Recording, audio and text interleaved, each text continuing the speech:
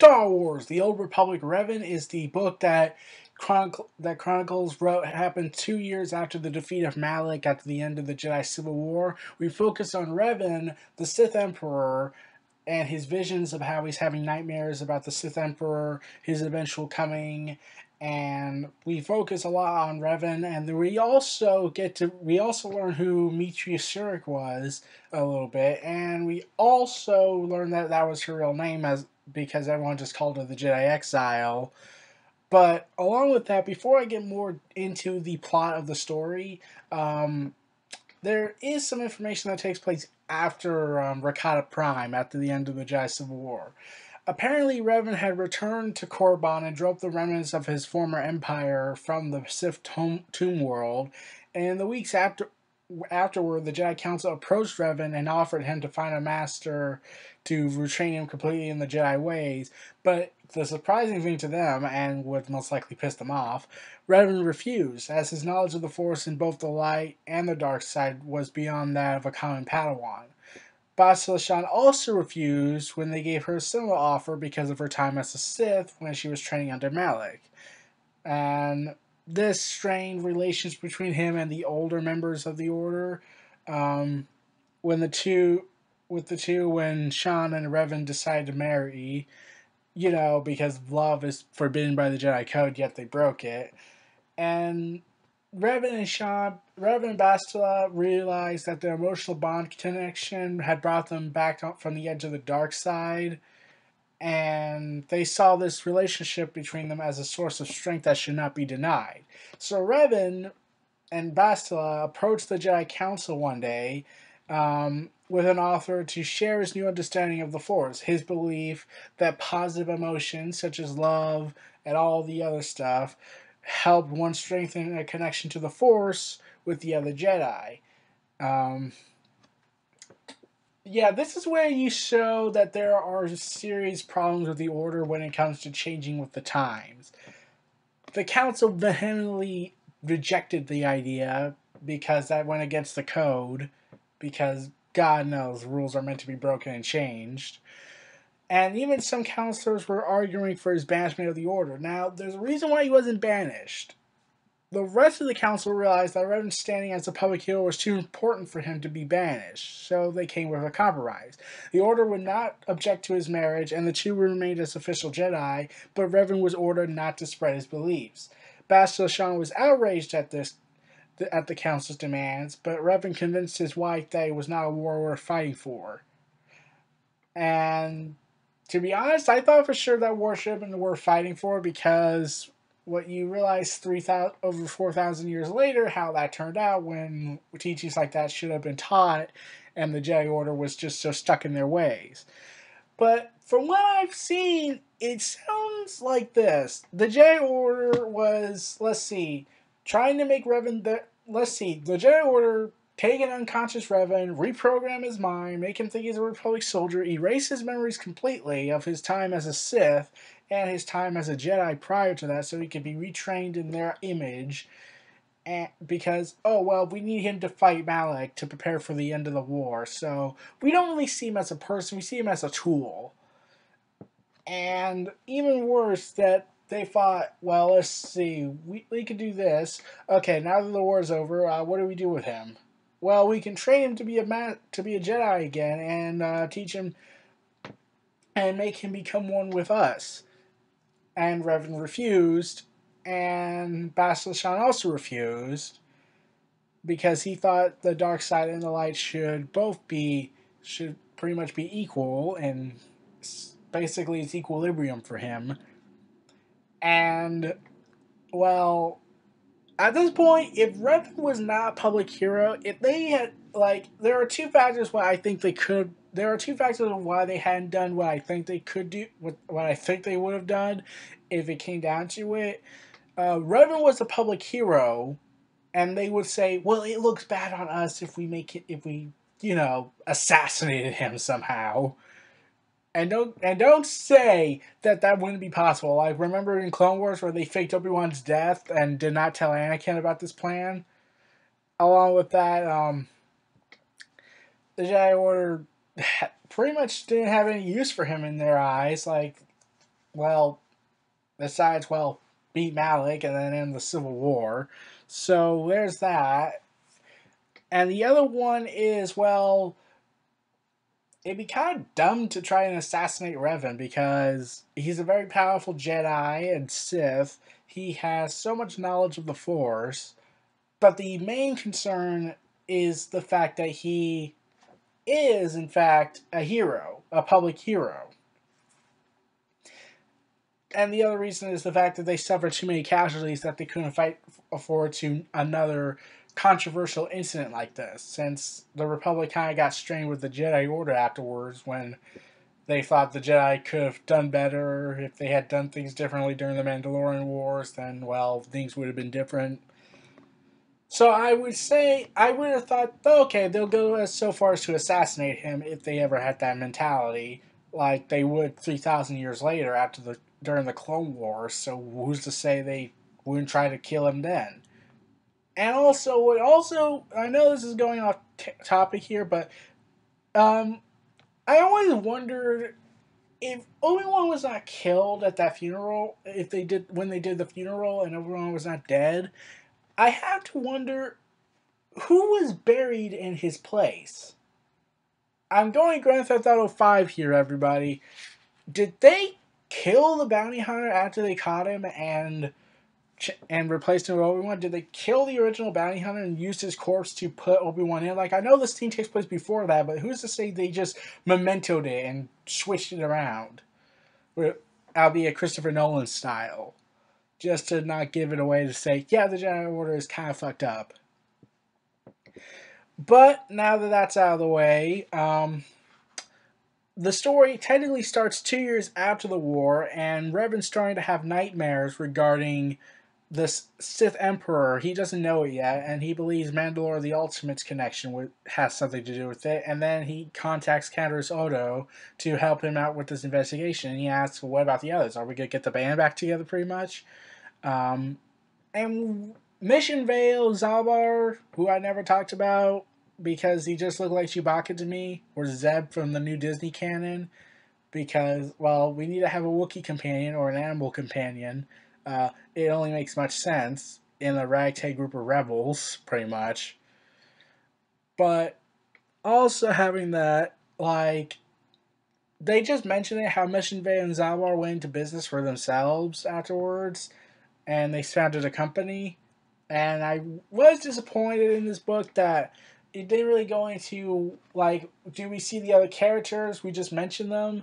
And in the book Revan, it also, when the exile shows up, they don't really talk about the other companions, what happened to the others. Like, the future vision that Kreia showed us at the end of Knights of the Old Republic 2 gives hints of what happened to them, but at the same time, it would have been interesting to have them show up or have Mitria talk about them, but no. Along with that, we get into the Sith Emperor, who's hiding in Dromund Kaas with his empire growing. We go into detail of how he attained the power to live forever, and it turns out that he killed an entire planet with the Force. I'm trying to wonder how come the Republic at this point had not put laws in just to forcibly get rid of the Force. Like, if they heard that, I'm pretty sure they should start questioning, are the Jedi and Sith really good ideas, really good concepts? Like, I think it would have been best if we had executed them during the Fifth Great Schism, because the Republic wanted to execute them, but the Jedi Order wanted to banish them, so they got their way, and had the Republic executed them, the Sith probably would not have formed into a way later and differently. Or not at all. There's always room for that interpretation. But, Bastila helps out. She's married to Revan. And when Revan decides to go into the unknown regions to prepare for the Sith threat in order to stop it, and also try to figure out his memories and get them back, Bastila comes up to him and tells him that she's pregnant with his child, who would later be revealed his name would be Vanner. I think that's the name pronounced right. Who will later go into politics and not be a Jedi, which kind of disappointing, but I can understand since the Jedi Order probably would have discriminated him I can understand that. We don't really know much about that kid's life, other than he went into the Senate. But the discrimination part seems very possible since Revan was an infamous guy, even though he was a hero. Jedi from the old would kind of resent him a bit and take their anger out on his student, on his son. So, yeah, I could understand why he didn't go into politics. Well, I mean, why he didn't go into the Jedi Order. So, they never really focused on him in the book. Like, she's pregnant, then she will later, 50 years later, um, would talk about Revan to her son, and they would discuss about it. But along with that, we learn that we go into deeper aspects of the Sith Empire. How there's a Sith Lord named Scourge who appears in Star Wars: The Old Republic, trying to believe the Emperor has gone mad with power and has lost all rationality and logic, so he decides to find a way to get rid of him, and believing he's too dangerous to be kept alive, which is something Mace Windu and Palpatine said to each other and to Dooku. Mostly Palpatine to Dooku, Mace Windu to Palpatine. Yeah, I'm starting to think Mace Windu is a Sith or a complete idiot. But anyways, so Revan goes on this quest after he convinces Bastila not to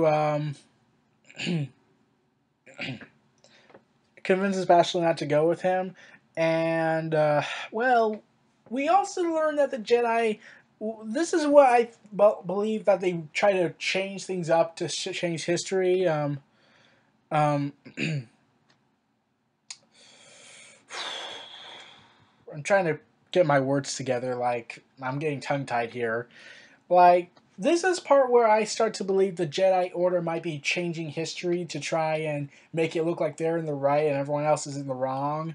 Where Revan goes to the Jedi archives in disguise because the younger Jedi, they love him. They idolize him as the prodigal knight, and the older Jedi despise him because of his philosophies in marriage, which makes me wonder.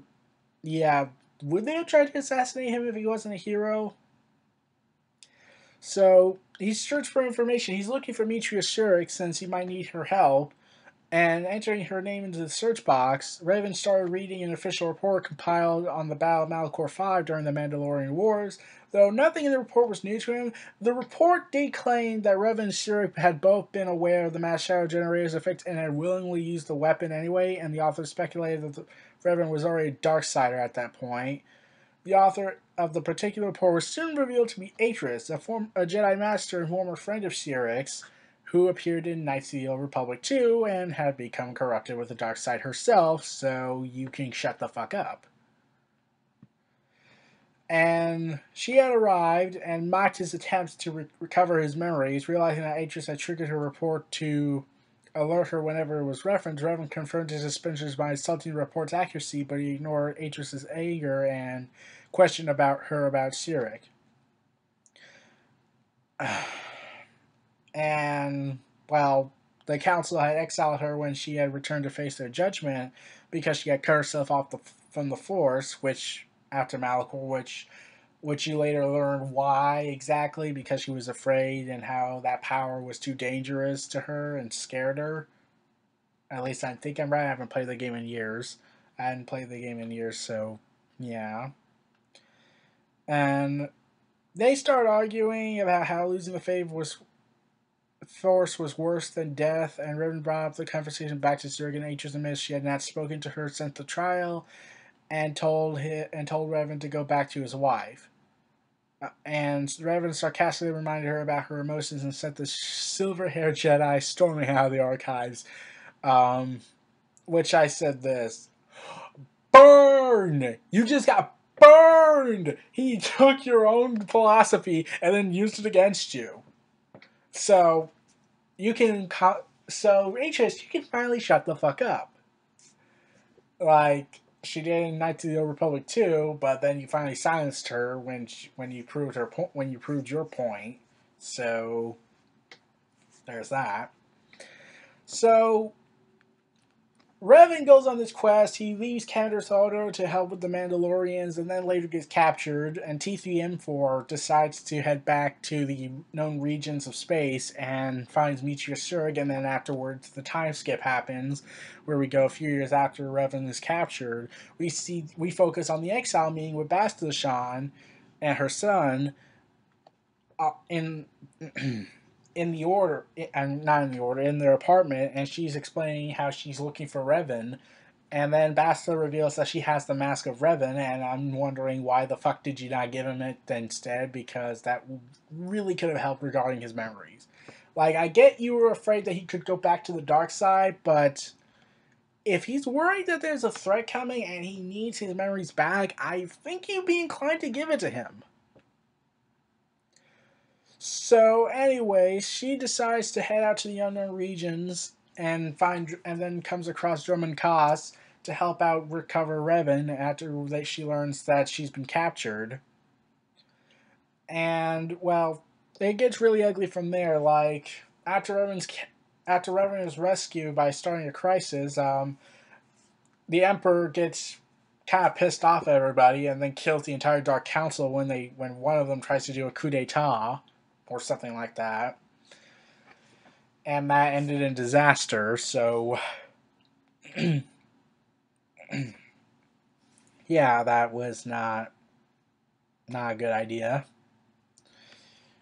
And well, afterwards, Scourge, the Exile, Mitria Shurik, as she's called, and Revan discuss a plan to how to kill the Sith Emperor, and then they encounter the Dark Lord. However, Scourge starts to have visions about a Jedi that would later defeat the Emperor, which turns out to be your character from the Old Republic series, MMO. And Scourge decides to betray Revan, Yurik, Mitria, and T3M4, who is later destroyed by the Emperor for his Force Lightning. May he rest in peace. And he kills Mitria by stabbing her in the back, literally, and betrays Revan. Scourge and the Emperor incapacitate Revan afterwards, well, mostly the Emperor. Scourge tells the Emperor that he had plotted to expose these assassins once he realized he alone would not be powerful enough to stop them. The Emperor believes him, even though he was skeptic initially, rewards him with the title of the Emperor's Wrath, which is the gift of immortality.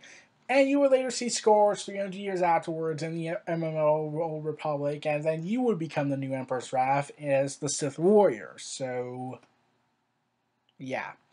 Though, goes into detail about how Scourge felt incredible pain when he got the power, and then eventually his body was numbed to it. So, yeah. So, afterwards, the Emperor decides to steal Revan away in stasis, but Revan's power and his love for Bastila starts to take control of the Emperor a bit and pressure him to delay the war that was to come, so that Bastila and his son would not live to see it. And that happens. So the Jedi are complete idiots, like I said. And then we go 50 years later, where Bastila is talking to her son about Revan and whatnot, about his dad, and how he wonders if he would be upset with him that how he went into politics and not in the Jedi Order, and Bastila says he wouldn't. And then afterwards, she goes to sleep to dream about her missing husband. So that was ended somberly. So there is one thing I did notice. This book got a very mixed reception. Like, I was hyped up as fuck for this book. Like, I wanted to know what happened to Revan, what happened to these characters, what happens to the others.